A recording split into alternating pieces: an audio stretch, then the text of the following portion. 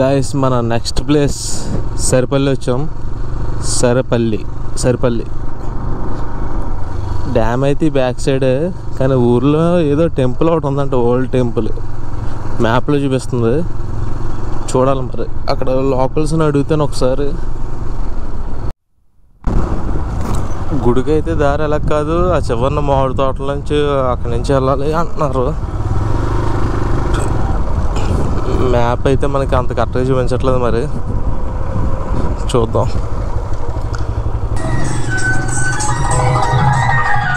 ఇంకో పూర్వం ఈసిడి ఆలయం ఉందంటే ఆ అడవిలో ఉంది.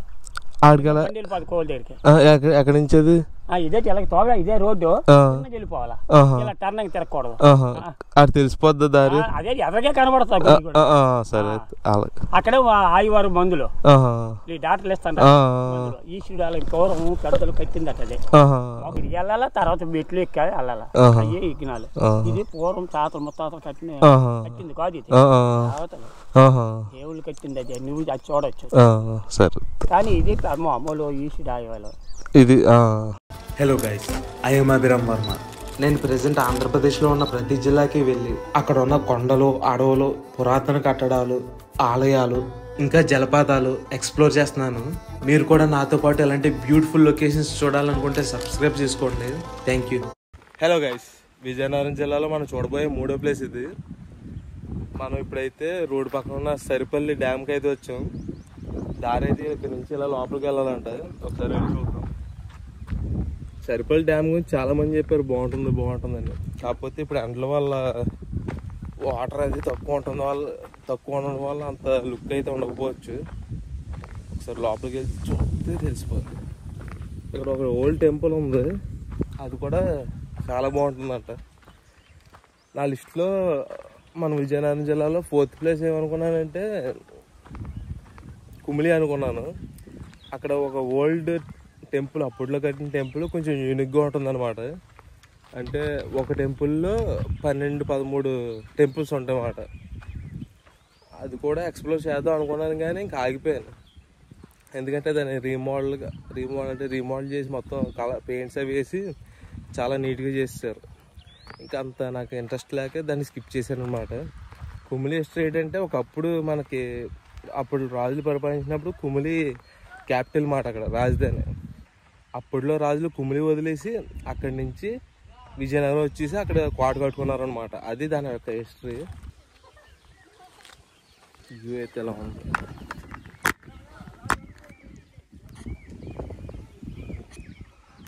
ఆ ఫ్రంట్ అంతా బట్టలు ఉతుక్కుంటున్నారు. ఆ సైడ్, ఈ సైడ్ మాత్రం వాటర్ ఫుల్గా ఉంది. చిన్న దారి బాటలో ఉంది అక్కడి నుంచి ఇక్కడికి. నడిచి వెళ్ళే బాటలో ఉంది, బళ్ళు అవి వెళ్ళడం లేదు. ఆ కొండ మంచి రూట్ అసలు కొంచెం అంత బాగలేదు, అటుపోయి దాటి వెళ్ళడానికి. చూద్దాం, ఏదోలా ట్రై చేసి అక్కడికి వెళ్దాం డ్యామ్ దగ్గరికి. ఇక్కడ నుంచి ఆ కొండ ఎక్కి ఆ పక్కకి వెళ్ళాలన్నమాట. అంటే వర్షాలు వస్తే మునిగిపోతుంది, దారి ఉండదు నడిచి వెళ్ళడానికి. ఇప్పుడైతే ఎండాకాలం కాబట్టి బాగానే ఉంది.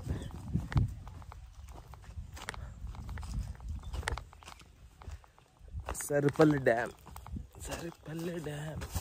ఇది చూడండి అసలు ఎలా ఉందో. ఇది మొత్తం తుప్పలు ఉన్నాయి ఇక్కడ.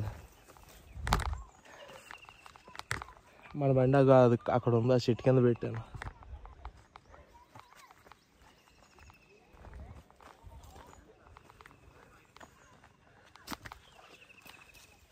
ఇక్కడ చూడండి, ఏది చిన్న గూడు ఉంది,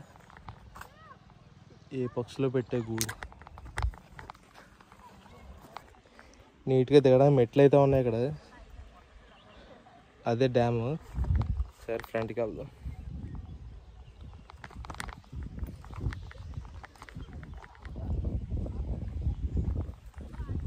అబ్బా ఎంత చల్లగా ఉంది ఇక్కడ ప్లేస్, చాలా బాగుంది.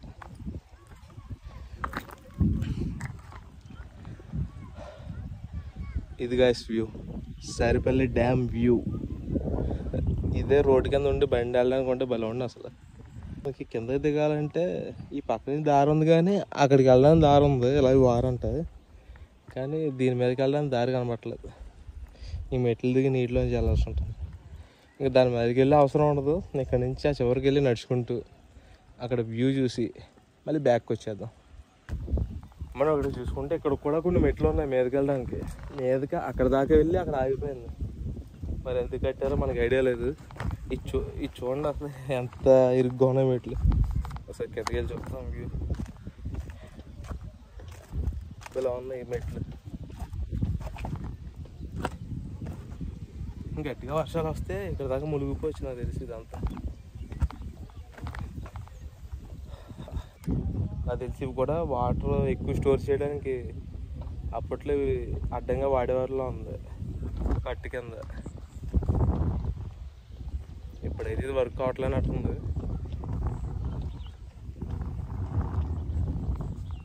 చూడండి వాటర్ చూడండి అంత క్లియర్గా ఉందో అసలు నీట్గా కనిపిస్తుంది మొత్తం. ఇక్కడ గైస్ వాటర్లో పాము కనిపించింది, చచ్చిపోయాం చూడండి.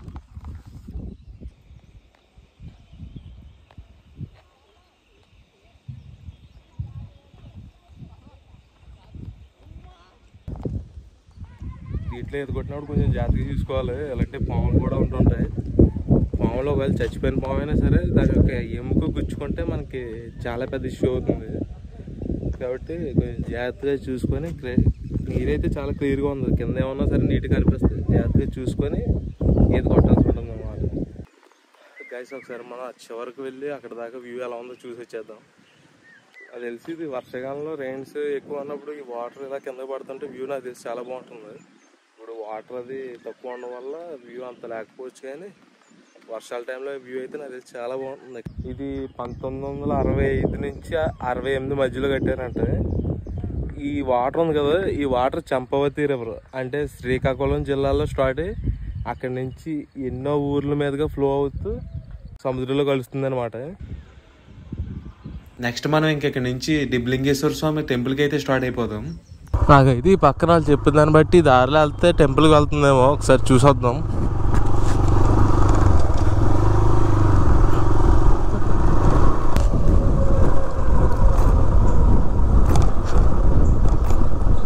అలా గుడి దగ్గరికి ఎలాగైనా గుడి దగ్గరికి గుడికి ఇలాగైనా వెళ్ళిపోద్ది. సరే ఓకే ఓకే.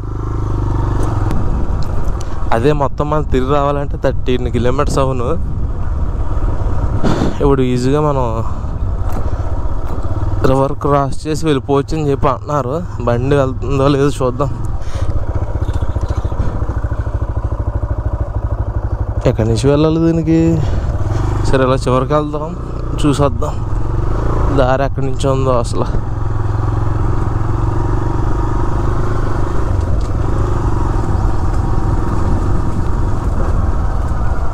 ఆయన చెప్పడం అయితే బండి వెళ్ళిపోద్ది అని చెప్పి అన్నారు. రైట్కి అయితే మళ్ళీ తోటలోకి వెళ్ళిపోతుంది. లెఫ్ట్కి అయితే దారి బాగోలేదంతా. ఎక్కడికి వెళ్తుంది దారి?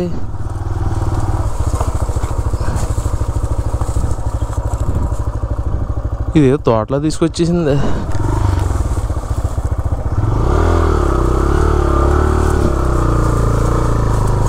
ఇది కాకపోతే ఇంకెలా వెళ్ళాలి నది దాటి? దారి అయితే ఇది అనుకుంటా గైస్. ఈ నీటిలోంచి వెళ్ళాలేమో, దిగబడిపోదు కదా. ఒకసారి ట్రై చేద్దాం కొంచెం ఫ్రంట్కి వెళ్ళి. పర్లేదు, బాగానే ఉంది. ఓకే వెళ్ళిపోవచ్చు అయితే, పర్లేదు.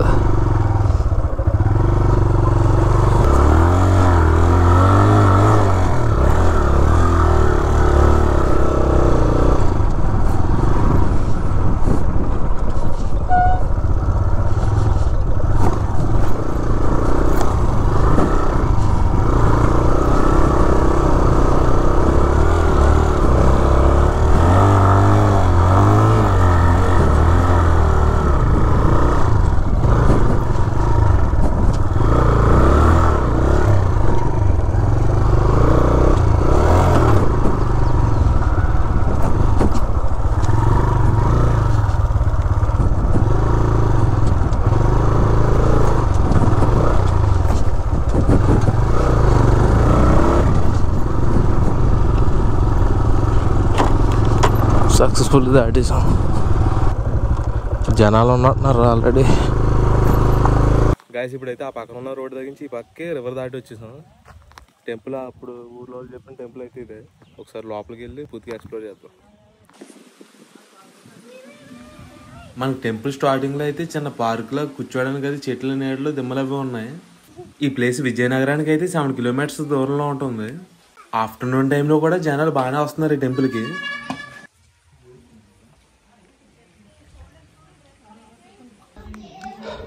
మొత్తం ఇదంతా ఒక రాయి టైప్లో ఉండి, ఇలాంటివి మనం శ్రీకాకుళంలో కూడా చూసాం కదా, ఇంచుమించు అదే టైప్లో ఉంది. ఇది కూడా డిజైన్ చూడండి ఒకసారి దగ్గర నుంచి.